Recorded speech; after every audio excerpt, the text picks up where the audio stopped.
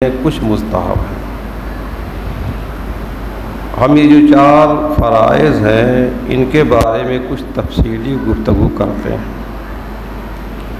پہلا فرض ہے منہ دھونا۔ یہ چہرہ کہاں سے کہاں تک دھونا فرض ہے؟ شروع پیشانی سے، یعنی جہاں سے بال جمنے کی انتہا ہو، سر کا بال جہاں تک جمتا ہے عام طور سے یہاں تک، تو شروع پیشانی سے ٹھوڑی تک، ٹھوڑی یہ حصہ جو گہرا ہوتا ہے، یہ طول میں، لمبائی میں اور عرض میں یعنی چوڑائی میں ایک کان سے دوسرے کان تک یہ منہ ہے۔ اس حد کے اندر جلد کے یعنی چمڑے کے ہر حصے پر 1 مرتبہ پانی بہانا فرض ہے۔ اور پانی بہنے کا مطلب ہم نے پہلے عرض کیا کہ 2 قطرہ پانی بہہ جائے تو یہ بہنا ہوتا ہے۔ جس کے سر کے اگلے حصے کے بال گر گئے یا جمے نہیں، بہت سے ہوتے ہیں جن کے بال آگے سر پہ ہوتے نہیں یا ہوتے ہیں گر جاتے ہیں، اس پر وہیں تک منہ دھونا فرض ہے جہاں تک عادتاً بال ہوتے ہیں۔ یہ نہیں کہ بال یہاں سے ہے تو یہاں تک چہرہ دھونا فرض ہے، ایسا نہیں ہے۔ عام طور سے جہاں سے بال ہوتا ہے وہاں تک جو ہے دھونا فرض ہے۔ اور اگر عادتاً جہاں تک بال ہوتے ہیں اس سے نیچے تک کسی کے بال جمے، کسی کے بال پیشانی کے کچھ حصے پر بھی آ جاتے ہیں، یہاں تک جمے رہتے ہیں، تو ان زائد بالوں کا جڑ تک دھونا فرض ہے۔ اصل وہی ہے، جہاں سے عام طور سے بال نکلتا ہے وہاں سے چہرہ شروع ہو جائے گا۔ یہاں تک بال ہے تو ان بالوں کی جڑوں کا دھونا بھی فرض ہو جائے گا، اور یہاں تک بال ہے تب بھی یہیں سے دھونا فرض ہے۔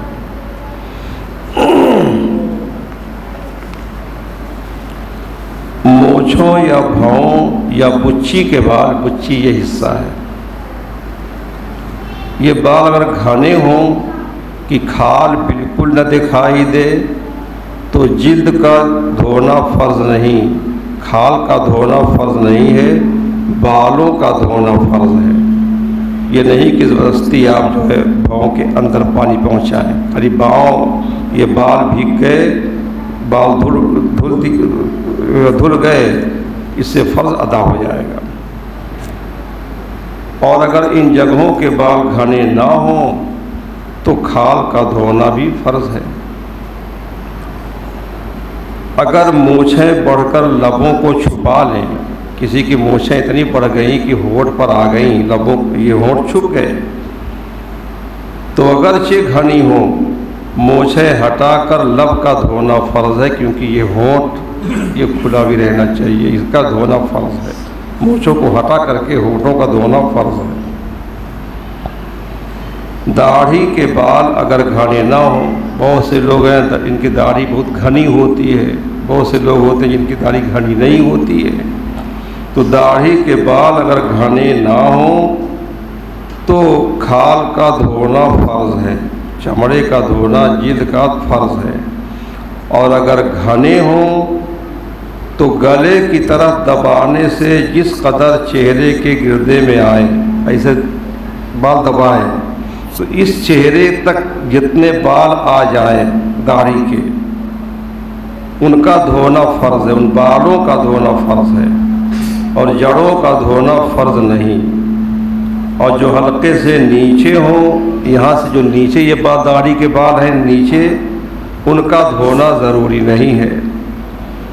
اور اگر کچھ حصے میں گھنے ہوں، کچھ حصے میں گھنے نہ ہوں، داڑھی کہیں کہیں گھنی ہوتی ہے، کہیں کہیں گھنی نہیں ہوتی، کسی ایسے ہوتے ہیں، تو جہاں گھنے ہوں وہاں بال کا دھونا ضروری ہے، اور جہاں گھنے نہ ہوں اس جگہ کھال کا دھونا فرض ہے۔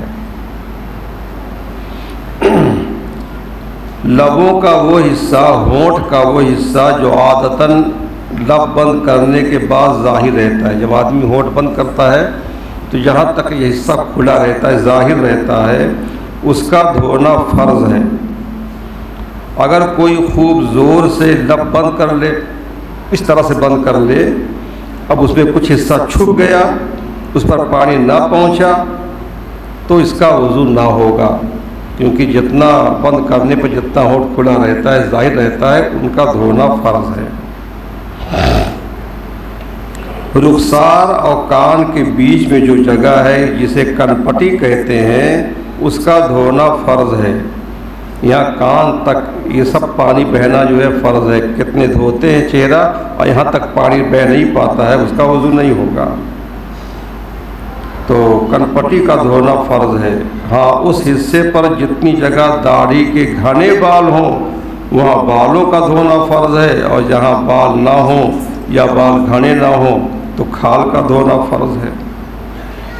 عورتیں ناک میں سوراخ کی رہتی ہیں جس میں پہنتی ہیں تو اس کو نتھ کہتے ہیں، تو نتھ کا سوراخ اگر بند نہ ہو تو اس میں پانی بہانا فرض ہے۔ اگر بہت دن تک جو ہے استعمال نہیں کیا، کوئی چیز نہیں ڈالی اندر تو سوراخ بند بھی ہو جاتا ہے۔ بند ہو گیا تو کوئی بات نہیں، اگر بند نہیں ہے تو اس میں پانی بہانا فرض ہے۔ اگر تنگ ہے وہ سوراخ تو پانی ڈالنے میں نتھ کو حرکت دے، جو چیز پہنے ہوئی ہے ناک میں اس کو حرکت دے تاکہ پانی اندر تک پہنچ جائے۔ آنکھوں کے ڈھیلے اور پپوٹوں کے اندرونی حصے کا دھونا، ڈھیلے جو آنکھ کا جو سفید سفید حصہ ہے اس کا دھونا کوئی ضروری نہیں ہے، بلکہ نہ دھونا ہی بہتر ہے کیونکہ دھونے سے نقصان ہوگا۔ ایسے ہی یہ پلکیں آپ اٹھائیں جو اس کے اندر والا حصہ ہے اس کا دھونا بھی ضروری نہیں ہے۔ آنکھ کے کوے پر پانی بہانا فرض ہے، یعنی ناک کی طرف جو آنکھ کا یہ کونا ہے آنکھ کا اس میں بھی پانی بہانا فرض ہے۔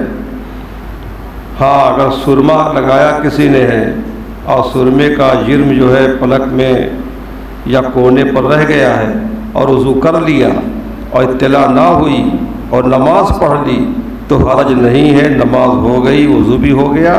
اور اگر معلوم ہے کہ یہاں پر سرما جمع ہوا ہے اس کو چھوڑا کر کے پانی بہانا فرض ہے۔ پلک کا ہر بال پورا دھونا فرض ہے۔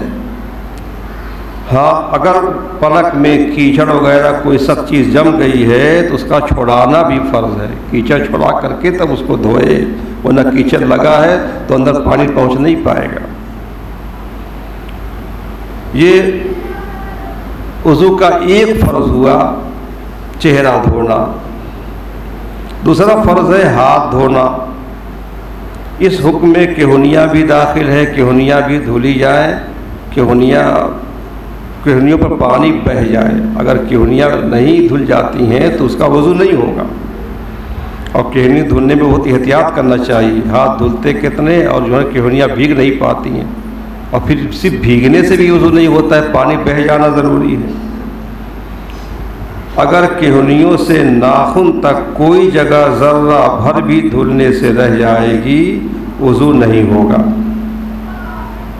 ہر قسم کے جائز ناجائز گہنے، چھلے، انگوٹھیاں، کنگن وغیرہ اور کانچ وغیرہ کی چوڑیاں، ریشم کے لچھے وغیرہ، یہ سب جو زیور پہنے رہتی ہیں عورتیں، اگر اتنے تنگ ہوں کہ نیچے پانی نہ بہے تو اتار کر دھونا فرض ہے، وہ زیور اتار کر تب دھوئیں۔ اور اگر صرف ہلا کر دھونے سے پانی بہہ جاتا ہو تو حرکت دینا ضروری ہے، ہلا دیں۔ اور اگر اتنے ڈھیلے ہیں کہ بغیر ہلائے بھی نیچے پانی بہہ جائے گا تب کوئی ضروری نہیں ہے، مقصد ہے پانی بہہ جانا، جیسے بھی پانی بہہ جائے۔ ہاتھوں کی 8 گھائیاں، یہ انگلیوں کے بیچ میں جو جگہ ہوتی ہے گھائیاں کہتے ہیں، تو ہاتھوں کی 8 گھائیاں، انگلیوں کی کروٹیں، ناخنوں کے اندر جو جگہ خالی ہے، کلائی کا ہر بال جڑ سے نوک تک، ان سب پر پانی بہہ جانا ضروری ہے۔ اگر کچھ بھی رہ گیا، بالوں کی جڑوں پر پانی بہہ گیا، کسی ایک بال کی نوک پر نہ بہا تو وضو نہ ہوا۔ ہاں ناخنوں میں اگر میل جمے ہے تو یہ میل کا ہونا یہ معاف ہے، کیونکہ میل کا نکالنا کبھی کبھی مشکل ہوتا ہے۔ اچھا تو یہ ہے کہ میل سے ناخنوں کو صاف رکھا جائے، میل نکال دی جائے، لیکن اگر میل ہے تو معاف ہے، پانی اندر نہیں پہنچ رہا ہے۔ کسی کے 5 کے بجائے 6 انگلیاں ہیں تو سب کا دھونا فرض ہے۔ تیسرا فرض ہے سر کا مسح کرنا، چوتھائی سر کا مسح فرض ہے، یعنی سر کا 1/4 حصہ مسح کرنا فرض ہے۔ پورے سر کا مسح کرنا یہ سنت ہے یا مستحب ہے۔ مسح کرنے کے لیے ہاتھ تر ہونا چاہیے، بھیگا ہونا چاہیے، سوکھا ہاتھ کوئی پھیرے گا تو اس سے مسح نہ ہوگا۔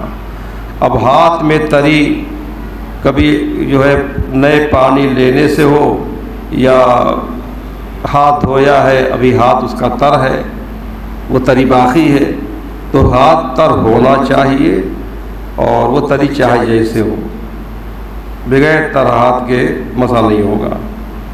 کسی عضو کے مسح کے بعد جو ہاتھ میں تری باقی رہ جائے گی وہ دوسرے عضو کے مسح کے لیے کافی نہ ہوگی۔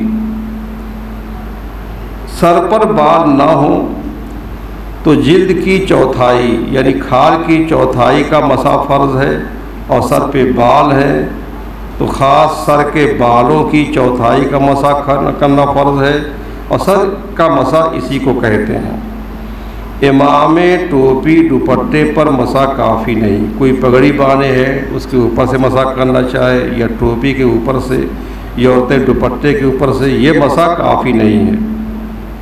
ہاں اگر ٹوپی یا دوپٹہ اتنا باریک ہو کہ اس پر اوپر سے ہاتھ پھیرنے پر ہاتھ اتنا تر ہے کہ وہ تری پھوٹ کر چوتھائی سر کو تر کر دے تو مسح ہو جائے گا۔ اور سر سے جو بال لٹک رہے ہوں، جیسے عورتوں کے بال لمبے لمبے ہوتے ہیں، ان پر مسح کرنے سے مسح نہ ہوگا۔ چوتھا فرض ہے پاؤں کو گھٹوں سمیت 1 دفعہ دھونا۔ چھلے اور پاؤں کے گہنوں کا وہی حکم ہے جو ابھی بیان ہوا۔ کوئی اگر پیر میں چھلا پہنے ہے، پاؤں میں گہنے پہنے ہوئے ہے، تو اگر وہ ڈھیلا نہیں ہے تو اس کو اتار کے وضو کرنا ضروری ہے، اور اگر ڈھیلا ہے اور بغیر ہلائے پانی بہہ جاتا ہے تو ہلانے کی ضرورت نہیں ہے، اور ہلا کر پانی بہتا ہے تب ہلائے۔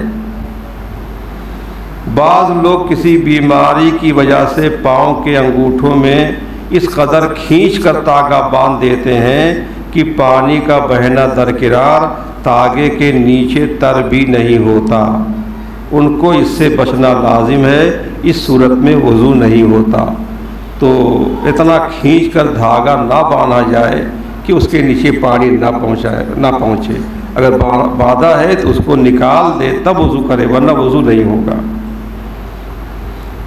انگلیوں کی گھائیاں، انگلیوں کی کروٹیں، تلوے، ایڑیاں، ان سب کا دھونا فرض ہے۔ جن اعضاء کا دھونا فرض ہے ان پر پانی بہہ جانا شرط ہے، یہ مسئلہ کئی بار آپ کو بتایا گیا۔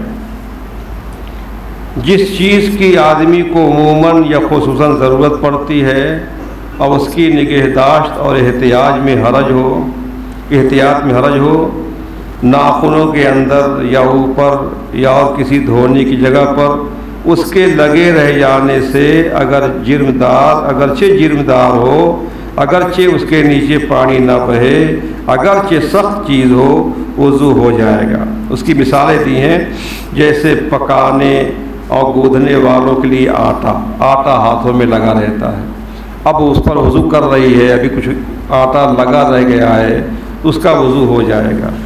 جو کپڑے رنگتے ہیں، سوت رنگتے ہیں، رنگریز کے لیے رنگ جو ہاتھوں میں رنگ لگ گئے، وضو کرے گا تو اس کا وضو ہو جائے گا، ان رنگوں کا چھڑانا ضروری نہیں ہے۔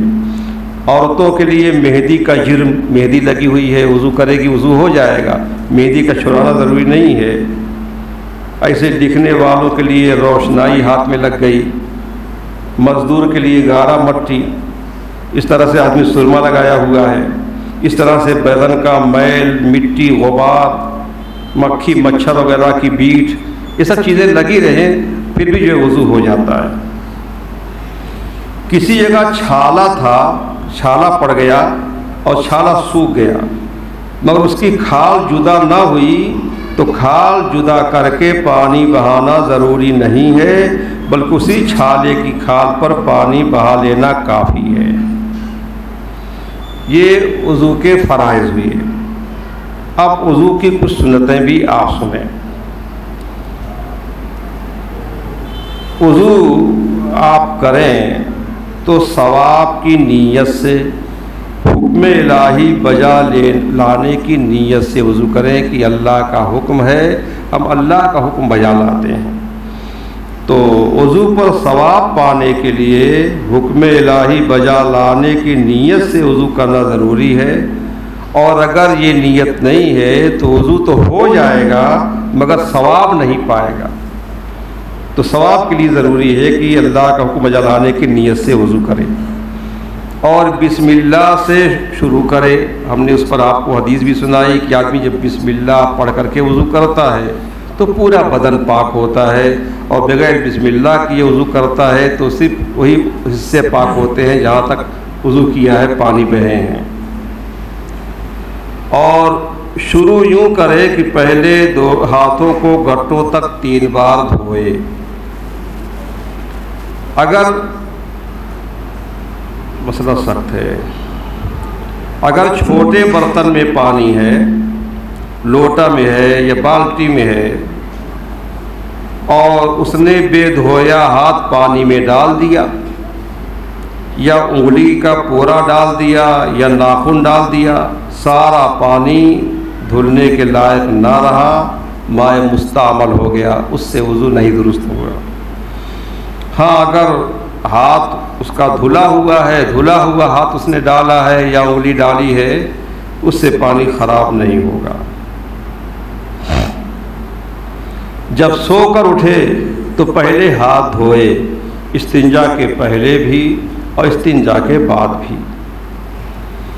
کم سے کم 3 مرتبہ داہنے بائیں اوپر نیچے کے دانتوں میں مسواک کریں۔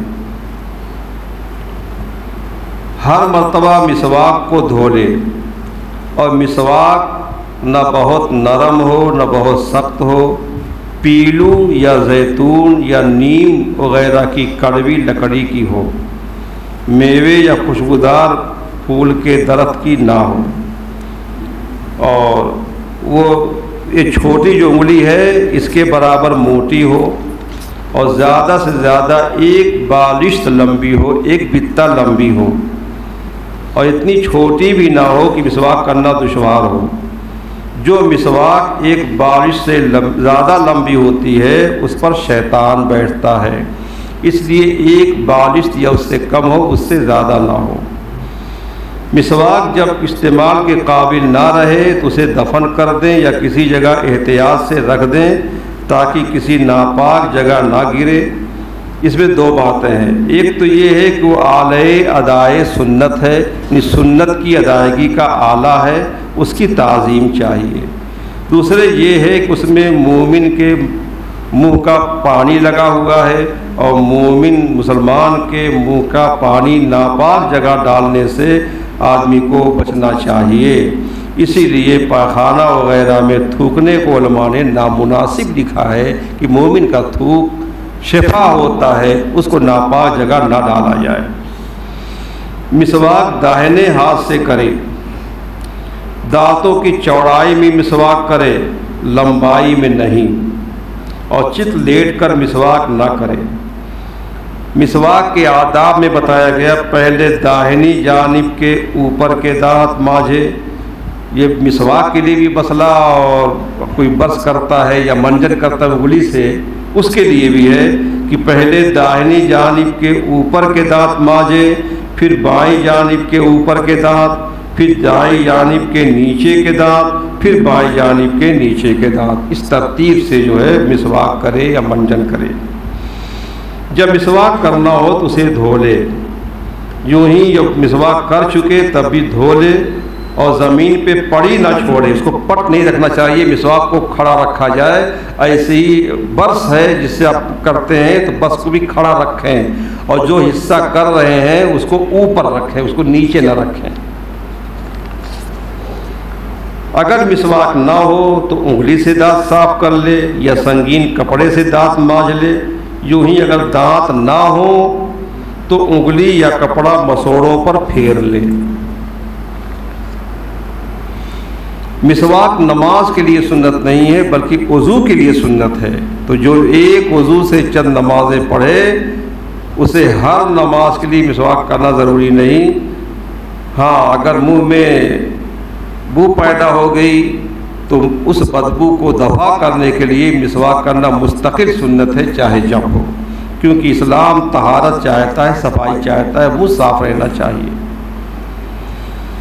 अब मिसवाक करने के बाद पहले हाथ धुल लिया, दोनों हाथ गटों तक मिसवाक कर ली, फिर 3 चिल्लू पानी से 3 कुल्लियाँ करे। हर बार मुंह के हर पुर्जे में पानी बह जाए। कुल्ली करने में बड़ी बेहतियाती होती है, मुंह में पानी डाल पच्चे से फेंक दिया, ऐसा नहीं। हर बार मुंह के हर पुर्जे में पानी बह जाए, मुंह में पानी डाल करके मुंह में पानी घुमाएं। और रोज़ेदार ना हो तो गरगरा करे, और रोज़ेदार है तो गरगरा ना करे, जो गरारा कहते हैं, क्योंकि गरगरा करने से ख़तरा है कहीं पानी अंदर न चला जाए। तो रोज़ेदार गरगरा ना करे, और रोज़ेदार ना हो तो वज़ू में भी गरगरा करे ताकि पानी हर हिस्से में पहुंच जाए।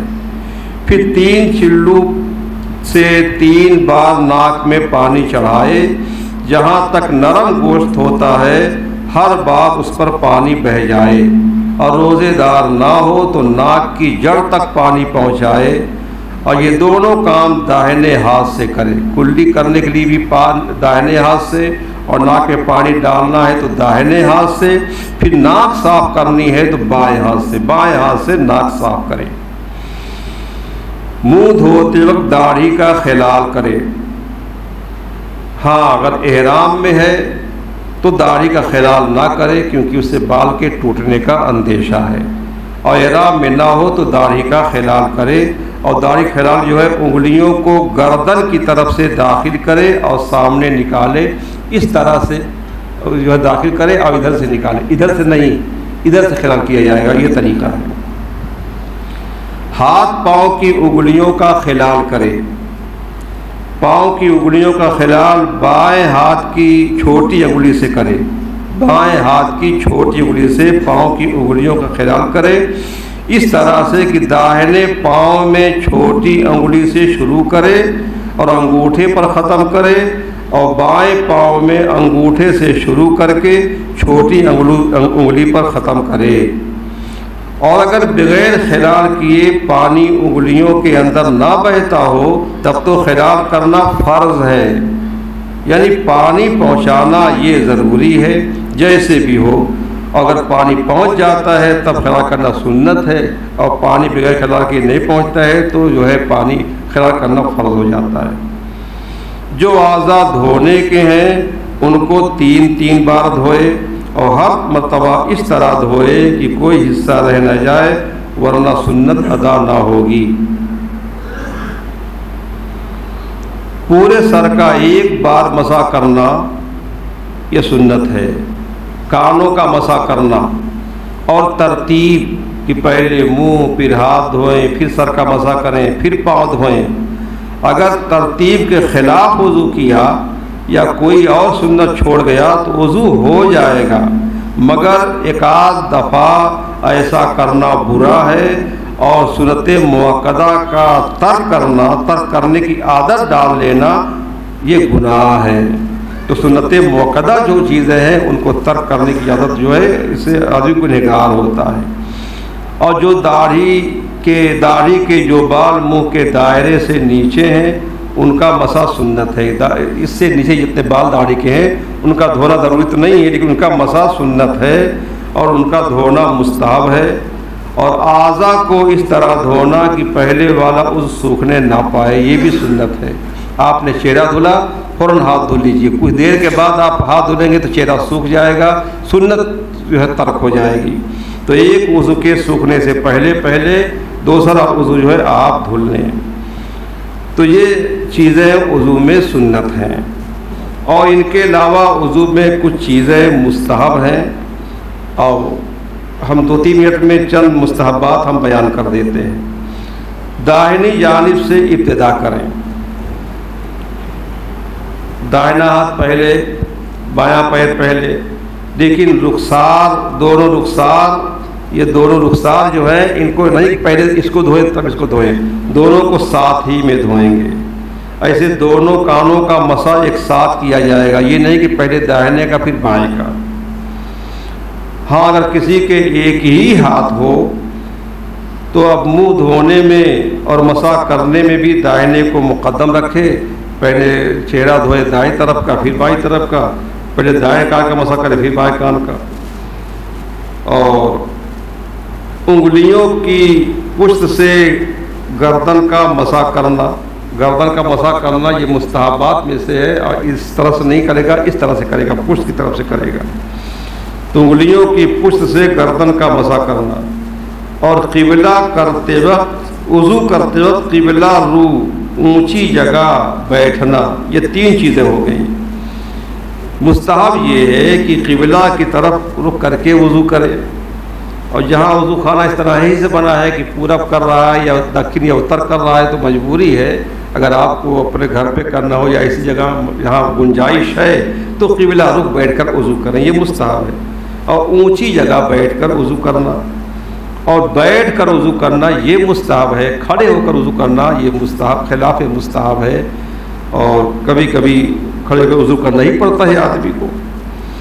وضو کا پانی پاک جگہ گرانا، اور پانی بہاتے وقت اعضاء پر ہاتھ پھیرنا، خاص کر جاڑے میں، پہلے تیل کی طرح پانی چپڑ لینا، خصوصاً جاڑے میں جب پہلے پانی چپڑ لے گا پھر پانی بہانے میں آسانی رہے گی۔ وضو کے لیے پانی بھرنا ہے نل وغیرہ سے تو اپنے ہاتھ سے پانی بھرنا یہ مستحب ہے۔ دوسرے وقت کے لیے پانی بھر کر رکھ دینا، یہ پہلے دقت ہوتی تھی، کنواں وغیرہ سے پانی لیتے تھے تو پانی بھر کے رکھ لیتے آتا دوسری نماز کے لیے اچھا تھا۔ وضو کرنے میں بغیر ضرورت دوسرے سے مدد نہ لینا، انگوٹھی پہنے ہوئے ہے تو انگوٹھی کو حرکت دینا جبکہ ڈھیلی ہو کہ اس کے نیچے پانی بہہ جانا معلوم ہو، اور اگر ڈھیلی نہیں ہے، سخت ہے، تنگ ہے تو انگوٹھی کو حرکت دینا فرض ہے، غرض انگوٹھی کے نیچے بھی پانی بہانا فرض ہے۔ یہ چند مستحبات یہ ابھی باقی مستحبات رہ گئے، اس کے علاوہ نماز میں کیا کیا چیزیں مکروہ ہوتی ہیں اور پھر کن کن چیزوں سے وضو ٹوٹ جاتا ہے، ان سب چیزوں کا تفصیلی بیان انشاءاللہ ہوگا۔ اللہ تعالی ہم سب کو صحیح طریقے سے نماز پڑھنے کی توفیق عطا فرمائے۔